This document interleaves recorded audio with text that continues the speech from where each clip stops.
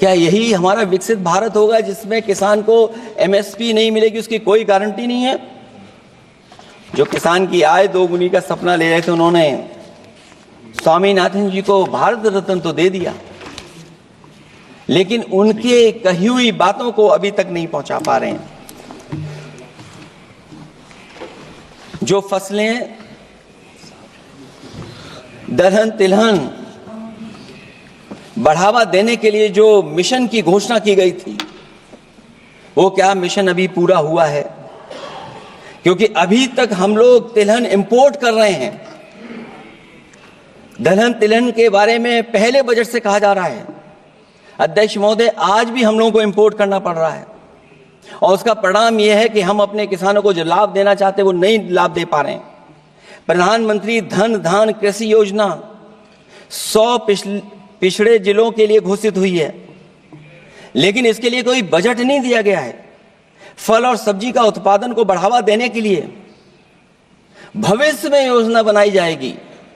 यही 4 इंजन की बजट है कि फल और सब्जी के लिए बाद में बजट बनाया जाएगा, बाद में बजट घोषित होगी, पॉलिसी क्या होगी वो बाद में तय होगा। कृषि क्षेत्र में रिसर्च और डेवलपमेंट के लिए अधिक धन की आवश्यकता है, शायद इस बजट में अध्यक्ष महोदय वो नहीं दिखाई दे रहा है। कृषि क्षेत्र में कार्यबल करीब 46% है, लेकिन जीडीपी में इसका योगदान केवल 18% है। किसानों की खराब आर्थिक स्थिति को दर्शाता है कि अभी हमारा किसान गरीब है। फसल बीमा योजना, मुझे याद है फसल बीमा योजना को लेकर के न जाने कितना प्रचार किया गया, लेकिन सच्चाई तो यह है कि जब क्लेम करने की बात आती है तो जो आंकड़े बताते हैं वो अभी भी 3% से ऊपर नहीं पहुंच पाए हैं।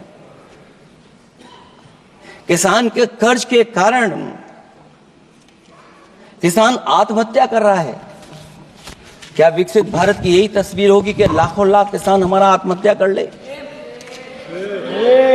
अब तो सुना है कि वो आंकड़े भी आना बंद हो गए हैं। हमें किसान के ऊपर कर्ज और कर्ज के ऊपर कर्ज नहीं बनाना है। जिस तरीके से आप बड़े बड़े उद्योगपतियों का ध्यान रखते हैं कि उनका समय समय पर कर्ज माफ करते हैं, मुझे पूरा भरोसा है कि हमारे देश के किसानों का भी कर्ज माफ होना चाहिए, उनको कर्ज से मुक्ति दिलाना चाहिए। अगर क्लाइमेट चेंज की बात होगी तो सबसे पहले असर अगर किसी पे पड़ेगा तो सबसे पहले प्रभावित अगर कोई होगा तो हमारा किसान प्रभावित होगा। उसके लिए क्या आपके पास रोड मैप है?